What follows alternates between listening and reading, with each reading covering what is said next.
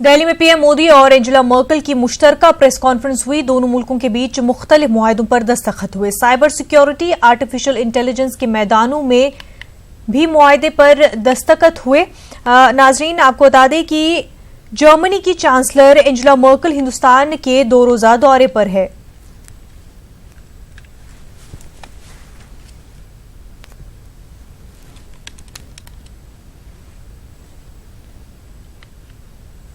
पिछले लगभग 1.5 दशक से चांसलर के रूप में उन्होंने भारत जर्मनी संबंधों को प्रगाढ़ करने में महत्वपूर्ण योगदान दिया है।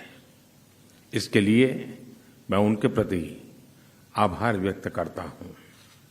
आज हमारे बीच इंटर गवर्नमेंटल कंसल्टेशंस की 5वीं बैठक हुई। हर 2 साल के अंतराल पर होने वाली ऐसी 3 बैठकों में चांसलर मर्केल के साथ भाग लेने का मुझे सौभाग्य मिला है। इस अनूठी मैकेनिज्म से हर क्षेत्र में हमारा सहयोग और भी गहरा हुआ है। आज जिन समझौतों आदि पर हस्ताक्षर हुए हैं वे इस बात का प्रतीक है। मुझे बहुत खुशी है कि भारत और जर्मनी के बीच हर क्षेत्र में, खासतौर पर न्यू एंड एडवांस टेक्नोलॉजी में दूरगामी और स्ट्रेटेजिक कोऑपरेशन बढ़ाने में आगे बढ़ रहा है।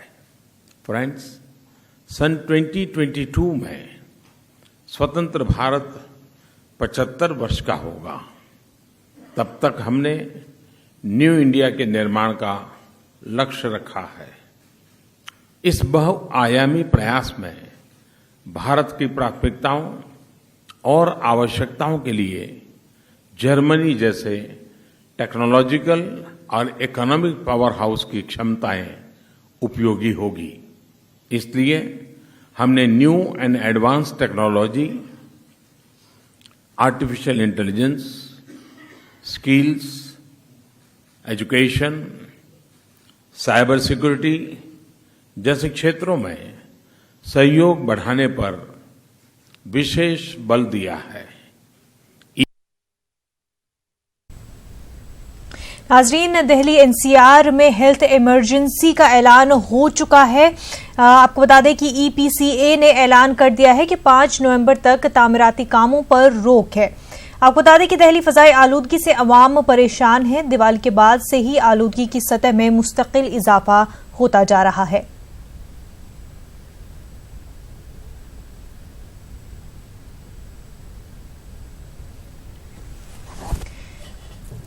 एनसीआर में फजाई आलूदगी में खतरनाक सतह तक इजाफा हुआ है। वहीं ग्रेटर नोएडा में ग्रेटर नोएडा अथॉरिटी उसको कम करने के बजाय उसमें इजाफा कर रही है। यहां सफाई मुलाजमीन खुद कूड़े करकट में आग लगा रहे हैं। बढ़ते फजाई आलूदगी से जहां एनसीआर में लोगों को जीना मुश्किल हो रहा है, ऐसे में सफाई मुलाजमीन की लापरवाही सवाल खड़े करती है। दिल्ली में ऑड इवन पर रोक लगाने की मांग वाली दरख्वास्त पर समाअत करते हुए दिल्ली हाई कोर्ट ने ऑड इवन पर रोक लगाने से इनकार कर दिया है। दिल्ली हुकूमत ने 4 नवंबर से 15 नवंबर तक ऑड इवन स्कीम के निफाज का ऐलान किया था।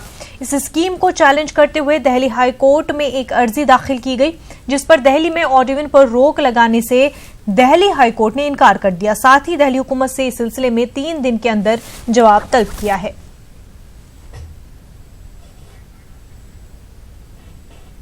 पीएमसी घोटाला मामले मरकज और आरबीआई को दिल्ली हाई कोर्ट ने नोटिस जारी किया। दरअसल अर्जी गुजार ने हाई कोर्ट में अर्जी दाखिल की है।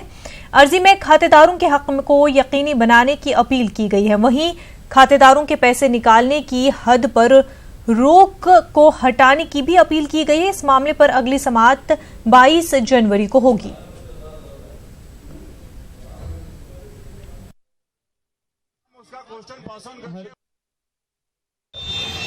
मुख्य मांग ये है कि जो लोगों का दर्द है, जो लोग पीड़ित हैं, उनको तुरंत राहत मिलनी चाहिए कि अपना पैसा, हमको अपने पैसे को मिलना चाहिए जितना हम जमा किए हैं। ये नहीं कि आप हमको बताएं कि हम कितना निकाल सकते हैं। तो आज यदि कोई भी नीति बने, वो नीति इस ढंग से बने, हम लोग यही कोर्ट के सामने प्रेयर किए हैं कि वो नीति में हमारे पैसे हमको जिस ढंग से हमको चाहिए हमको मिलनी चाहिए, जब चाहिए हमको मिलनी चाहिए। ये नहीं कि आप बोलोगे कि कभी 10,000 निकालो, कभी 20,000 निकालो, कभी 1 लाख तक निकालो, ये नहीं हम लोग को मंजूर है। और इसी के लिए हम लोग एक नीति की मांग की है, कानून में संशोधन लाने की मांग की है।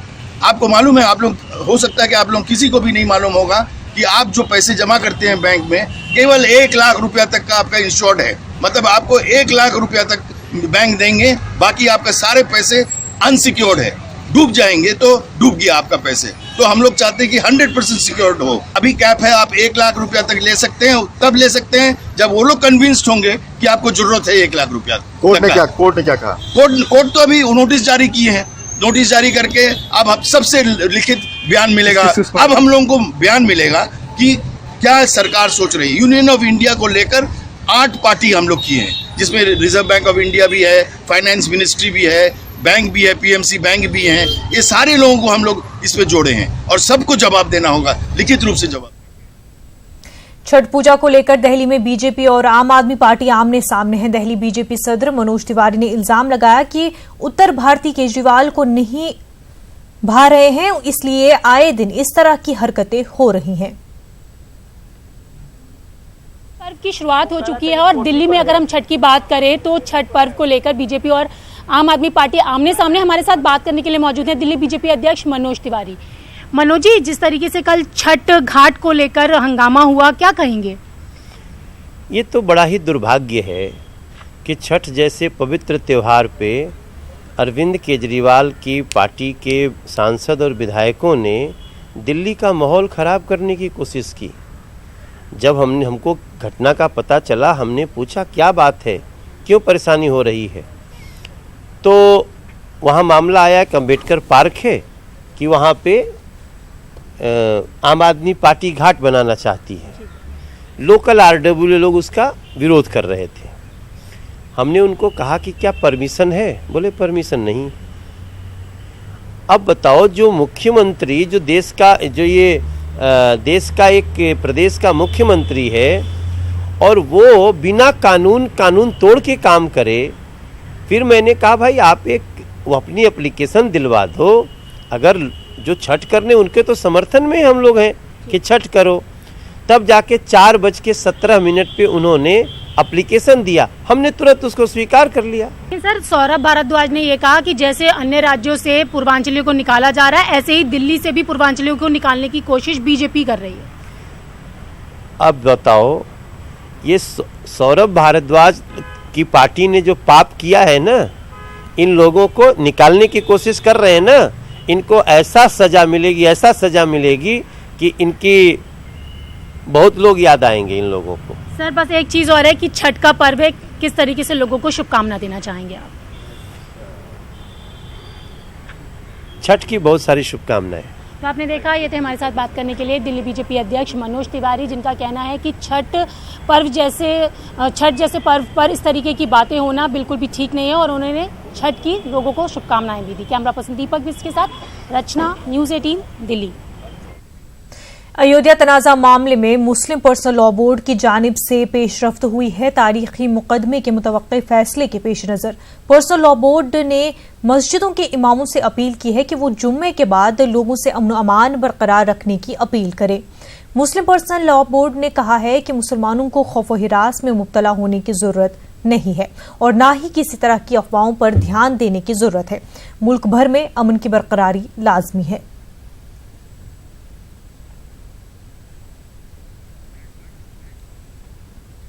व्हाट्सएप जासूसी मामले पर घमासान जारी है। अपोजिशन इस मामले की जांच सुप्रीम कोर्ट की निगरानी में कराने का मुतालबा कर रही है, जबकि हुकूमत ने शहरियों के बुनियादी हकूक के तहफ़्फ़ुज़ का हवाला देते हुए कहा कि उस पर आंच नहीं आने देंगे।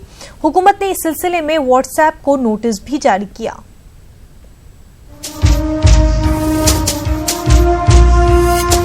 सामाजिक कारकुनों, सहाफियों और दीगर नुमाइंदा अफराद की व्हाट्सएप के जरिए जासूसी के मामले पर बवाल मचा हुआ है। अपोजिशन मरकज पर हमला आवर है। इस बीच मरकजी हुकूमत व्हाट्सएप पर शहरियों की राजदारी की खिलाफ वर्जी के हवाले से फिक्रमंद है। मरकज ने वाज़ेह किया कि शहरियों की राजदारी के तहफ़्फ़ुज़ के लिए हुकूमत पाबंद अहद है।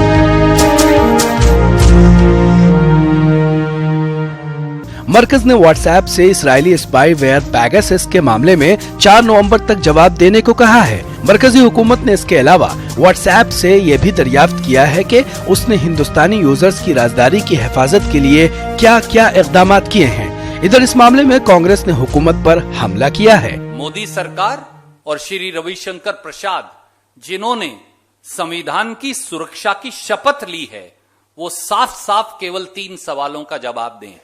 पहला सवाल, भारत सरकार की वो कौन सी एजेंसी है जिसने इजरायली स्पाई सॉफ्टवेयर पेगासस को खरीदा है? दूसरा सवाल, इस जासूसी सॉफ्टवेयर को खरीदने की इजाजत, अनुमति प्रधानमंत्री ने दी या राष्ट्रीय सुरक्षा सलाहकार ने? दोनों में से किसने दी? उनका नाम सरकार बताए। और तीसरा,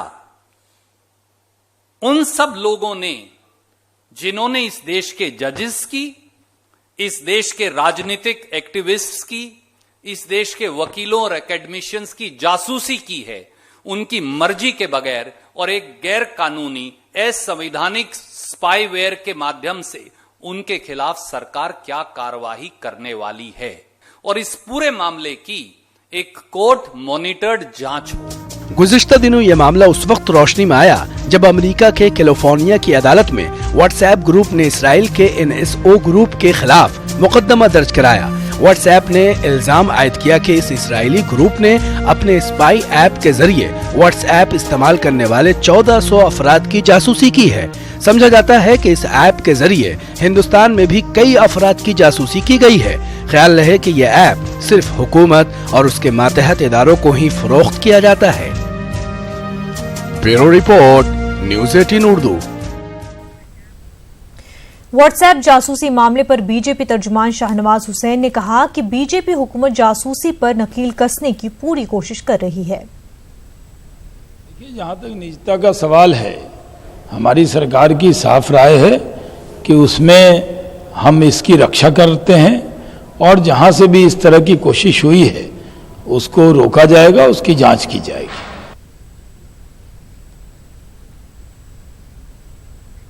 झारखंड असेंबली इलेक्शन की तारीखों के ऐलान से पहले कांग्रेस का बयान सामने आया है। न्यूज़ 18 से बातचीत में पार्टी के साबिक रुकन पार्लिमान फुरकान अंसारी ने कहा कि कांग्रेस इंतखाब के लिए पूरी तरह से तैयार है। कांग्रेस के वरिष्ठ नेता और पूर्व सांसद फुरकान अंसारी से, सर, झारखंड में चुनाव का बिगुल बज रहा है, कितनी तैयार है कांग्रेस? क्योंकि अभी तक देखा जाए तो आप लोगों का अलायंस पूरा नहीं हुआ है। अलायंस की बातें चल रही है, अलायंस हो जाएगा। हमारे यहाँ के जो AICC से जो गए हमारे प्रभारी हैं वो लगे हुए हैं। आज जो उचित सीटें होगी वो लेन देन दोनों में होगी और अलायंस हो जाएगा। कितनी तैयार है कांग्रेस? कांग्रेस बिल्कुल पूरी तरह से तैयार है। हम लोग पूरी तरह से तैयार हैं और रघुवर सरकार यानी BJP को वहाँ से भगाने की तैयारी हम लोग की चल रही है। तो लोकसभा चुनाव के अगर प्रदर्शन की बात करें तो लोकसभा चुनाव में बीजेपी का प्रदर्शन काफ़ी बेहतर रहा। 14 में से 12 सीटें बीजेपी ने अपने सहयोगियों के साथ जीती, कांग्रेस सिर्फ 1 सीट जीती। ऐसे में कितनी मजबूत दावेदारी होगी आप लोगों की तरफ से? देखिए, लोकसभा चुनाव में सिर्फ झारखंड ही नहीं, पूरे देश में जो है वो मोदी ने एक ऐसा हवा बहाया जिसके चलते जो है कांग्रेस का प्रदर्शन उतना अच्छा नहीं रहा। और झारखंड में जहां हम अच्छा कर सकते थे, थोड़ी हम लोग से चूक हुई है, लेकिन ये नहीं है कि हम लोग हॉस्टाइल नहीं हुए हैं। हम लोग वहाँ इस बार काफ़ी तैयारी के साथ हम लोग उतर रहे हैं। आखिर में एक सवाल, कांग्रेस के भीतर इन फाइटिंग बहुत ज़्यादा रही है। अजय कुमार जो आपके अध्यक्ष थे लोकसभा चुनाव में, वो छोड़ करके आम आदमी पार्टी में शामिल हो गए। अभी रामेश्वर उरांव जो अध्यक्ष बने, उनके खिलाफ लोगों ने बगावत की। सुखदेव भगत समेत कई नेता जो हैं बीजेपी में शामिल हो गए। इस तरह से जो गुटबाजी है आपस में, उससे कैसे निपटेंगे? ये गुटबाजी नहीं है, कुछ अपॉर्चुनिस्ट लोग जो है हमारे पार्टी में घुस गए और अपना मैनेज करके वो कहीं अध्यक्ष बन गए, कहीं कुछ बन गए। गुटबाजी हमारी नहीं है। हम लोग कांग्रेस पार्टी में गुटबाजी नहीं है। हम लोग कांग्रेस एक हैं और झारखंड में हम लोग एक होकर लड़ेंगे। इसमें गुटबाजी कहीं सवाल नहीं उठता है। चलिए, बहुत बहुत धन्यवाद। तो ये थे फुरकान अंसारी जो कि कांग्रेस के वरिष्ठ नेता हैं और पूर्व सांसद हैं। उनका कहना है कांग्रेस के भीतर कोई गुटबाजी नहीं है और कांग्रेस आने वाले दिनों में विधानसभा चुनाव में बेहतर प्रदर्शन करेगी और अलायंस के साथ जो है मिलकर चुनाव मैदान में सभी लोग उतरेंगे। कैमरामैन प्रहलाद के साथ अमितेश, न्यूज़ 18 दिल्ली। जम्मू कश्मीर के कस्बे पामपोर में इन दिनों जाफरान के फूलों की चुनाई का काम उरूज पर है। रवा बरस जाफरान की पैदावार काफी बेहतर है। पेश रिपोर्ट।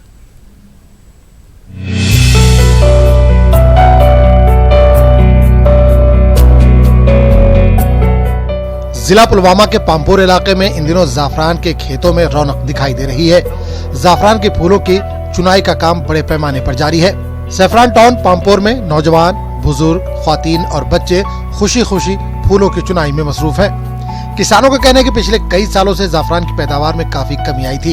इनका कहना है कि रवा बरस वक्त पर बारिश होने की वजह से पैदावार में इजाफा देखने को मिल रहा है। इससे किसान काफी खुश है। बहुत अच्छा लग रहा है क्योंकि पिछले साल जैसे कि प्रोडक्ट हमारा था जो सैफरान का वो बहुत कम था। अभी तो सैफरान बिल्कुल ठीक है, एटलीस्ट पिछले कई सालों से, क्योंकि इस साल टाइम पे बारिश हुई है। साल में एक बार आता है सैफरान फेस्टिवल। इसका बहुत समय से बेहद इंतज़ार होता है लोगों को, बच्चों को, बूढ़ों को, क्योंकि सैफरान फेस्टिवल में वो शरीक होते हैं, इसमें हेल्प करते हैं आपस में जब सैफरान निकलता है। किसानों का कहना है कि वो साल भर इस मौसम के इंतजार में रहते हैं। पैदावार में कमी आने से कई किसान इस सनत से किनारा कशी इख्तियार कर चुके हैं। इनका कहना है कि इस साल पैदावार बेहतर होने से उनमें दोबारा उम्मीद जाग गई है।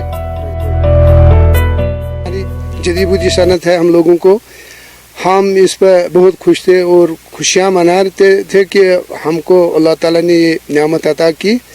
और इस साल भी मतलब हम अपने घर वाले सब बच्चे सब बाल बच्चे इस सीज़न में निकलते हैं और मतलब एक खुशियाँ मना रही है कि फूल उठाते हैं कि पूरे मतलब जश्न के साथ। किसानों का कहना है कि अगरचे चंद साल कबल सरकार ने जाफरान को बढ़ावा देने की गरज से सैफरान मिशन शुरू किया था, मगर अभी तक आबपाशी के हवाले से तमाम इंतजाम मुकम्मल नहीं किए गए हैं। किसानों का कहना है कि आबपाशी का माकूल इंतजाम होने से इस सनत में इनकलाब आएगा। इस साल का क्रॉप है इंशाल्लाह पिछले साल से थोड़ा ज़्यादा है, टाइम पर बारिश पड़े। अगर ये हमारा जो इरिगेशन का मसला है अगर ये पूरा कंप्लीट हो जाता तो इस साल नवीं थी, आगे दूसरी होती। ड्राट की वजह से हमारे कार्म्स भी जो है वो भी ख़राब हो गए। तो अब जितने भी कार्म्स हैं उनमें फूल निकल जाएगा। तो इस साल बेहतर है, पिछले साल से इरिगेशन स्कीम कंप्लीट कर लो, लेकिन अभी तक हुआ नहीं है।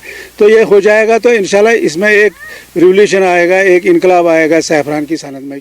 लोगों ने सरकार से मुतालबा किया है कि जाफरान की जमीन पर तजावुजात की इजाजत न दी जाए। कस्बे पामपोर में आज सैफरान के फूलों की चुनाई अपने जोबन पर है। चुनाई के लिए न सिर्फ नौजवान बल्कि बुजुर्ग, ख्वातीन और छोटे छोटे बच्चे भी हिस्सा ले रहे हैं। अगरचे पिछले कई सालों से जाफरान की पैदावार में नुमाया कमी देखी जा रही थी, ताहम इस साल इस पैदावार में इजाफा देखने को मिल रहा है। सईद मंजूर, न्यूज़ 18 उर्दू, पामपोर। कश्मीर के मौजूदा हालात में लैंड माफिया और दीगर खुदगर्ज अनासिर सरगर्म हो गए हैं। सरकार की नाक के नीचे गैरकानूनी तामीरात जारी है। एक रिपोर्ट।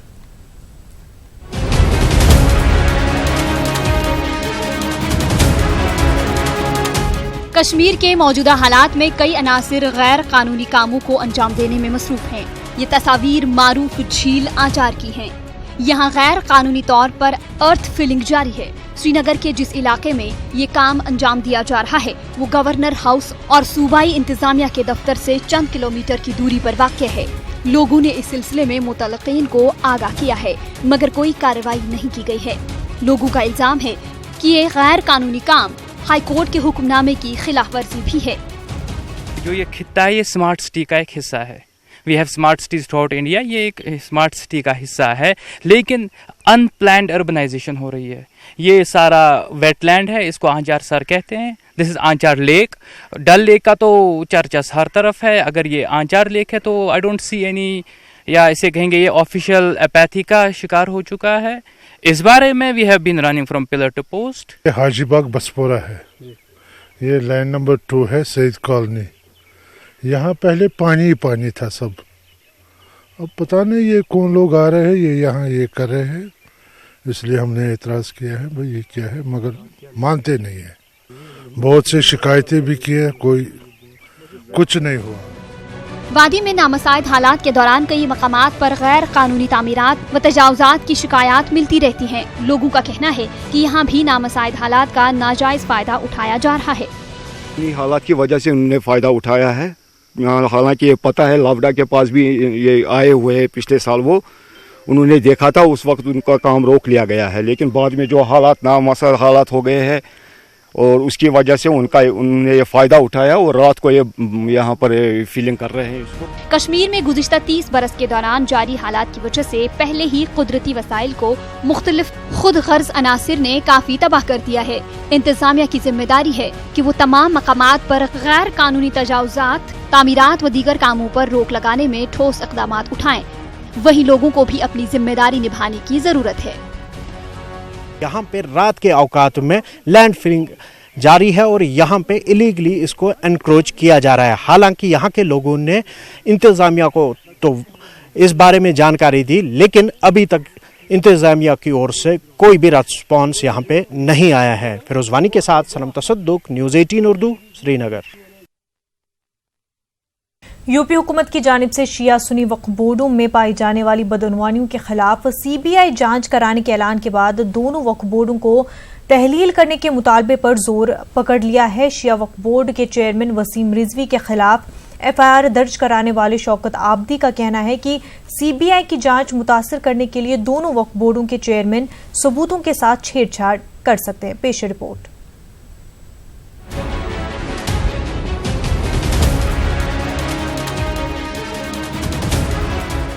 12 अक्टूबर को रियासती हुकूमत ने शिया और सुन्नी वक्फ बोर्डों में पाई जाने वाली बदअनवानियों की जांच सीबीआई से कराने का फैसला किया था। शिया वक्फ बोर्ड के चेयरमैन वसीम रिजवी पर इलाहाबाद का तारीखी इमाम बाड़ा गुलाम हैदर को मुनहदिम करने और उसको तिजारती मकसद से फरोख्त करने का इल्जाम है। इसी बुनियाद पर वसीम रिजवी के खिलाफ इलाहाबाद कोतवाली में एफआईआर दर्ज कराई गई थी। वसीम रिजवी के खिलाफ केस दर्ज करवाने वाले शौकत आबदी का कहना है कि तरजीही बुनियादों पर इस मामले की जांच शुरू कराई जाए। देखिए, प्राइम मिनिस्टर को जो हमने कंप्लेंट की थी उत्तर प्रदेश में शिया और सुन्नी वक्फ बोर्ड के लूट की, और प्राइम मिनिस्टर के यहाँ से जो सेंट्रल वक्फ काउंसिल की टीम मिनिस्ट्री ऑफ माइनॉरिटीज़ के ज़रिए कॉन्स्टिट्यूट हुई थी, उसने ऑलरेडी रिकमेंड कर दिया था 2017 में ही कि साहब की सीबीआई इंक्वायरी होनी चाहिए। 2 साल तक अभी कुछ नहीं हुआ। डिले करने के बाद अभी ये कि नोटिफिकेशन हुआ है कि साहब हमने सीबीआई इंक्वायरी सेटअप किया, और हमारे प्रूफ इतने पावरफुल है इमाम बाड़ा गुलाम हैदर का कि प्रायोरिटी के ऊपर अगर केस है तो प्रयागराज का वही इमाम बाड़ा गुलाम हैदर वाला है। शौकत आबदी का कहना है कि सीबीआई की जांच मुकम्मल होने तक वक्फ बोर्ड को तहलील कर दिया जाए। उनका कहना है कि सीबीआई की जांच मुतासिर करने के लिए दोनों वक्फ बोर्डों के चेयरमैन सबूतों से छेड़छाड़ कर सकते हैं।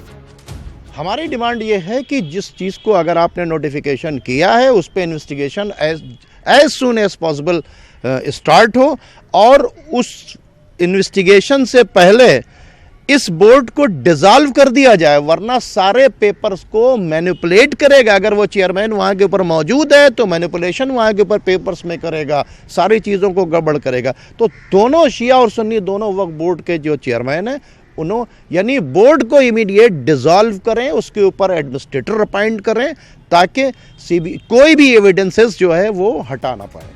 शौकत आबदी का मुतालबा है कि सीबीआई जल्द अपनी जांच की शुरुआत करे। उनका ये भी कहना है कि शिया सुन्नी वक्फ बोर्डों को तहलील करके हुकूमत इन पर अपना कंट्रोल मुकर्रर करे ताकि सीबीआई शफाफ तरीके से अपनी जांच पूरी कर सके। न्यूज़ 18 उर्दू के लिए इलाहाबाद से मुश्ताक आमिर की रिपोर्ट। कर्नाटक के रायचूर में मुख्तलिफ मिली और समाजी तंजीमों के नुमाइंदों ने निसाबी किताब से टीपू सुल्तान का नाम हटाने से मुतल्लिक येदियुरप्पा हुकूमत के फैसले की शदीद मजम्मत की। डॉक्टर एपीजे अब्दुल कलाम संघ के सदर सईद अशरफ हुसैन और trade union centre of India के लीडर आर मानसिया ने कहा है कि कर्नाटक के मुख्तलिफ इलाकों में अवाम जोरदार बारिश और सैलाब से परेशान है। हजारों अफराद बेघर हो चुके हैं, लेकिन येदियुरप्पा ज़ेर क़यादत बीजेपी हुकूमत फिरकावाराना जज्बात को भड़काने की साजिश कर रही है। वजह से तूफान मुतासरीन जो अपने घर बार गंवा लिए, कई जानवर मर गए, फसलें बर्बाद हो गई, बेरोजगारी से नौजवान परेशानी, उनका ख्याल बांटने के लिए, उनका ध्यान हटाने के लिए तुम लोग बेकार के टीपू सुल्तान जयंती को हम हटेंगे। ठीक है, हटाओ टीपू सुल्तान जयंती, हम जो है सिलेबस में से निकालेंगे। क्या निकालते सिलेबस में से? सिलेबस में से क्या तारीख को हटाते? अरे वो तारीख है, जो करे वो करे, वो तारीख है, वो हटा ही नहीं सकता। तारीख को छुटलाने की कैसी बात है? The communal fascist agenda imposed by state and central government towards minorities, Dalits, Adivasis and secular forces. It is once again proved, Karnataka state government is once again proved they are totally against minorities, they are totally against freedom of the people actually. Bulletin में फिलहाल इतना ही, हमें दीजिए इजाजत। आदाब।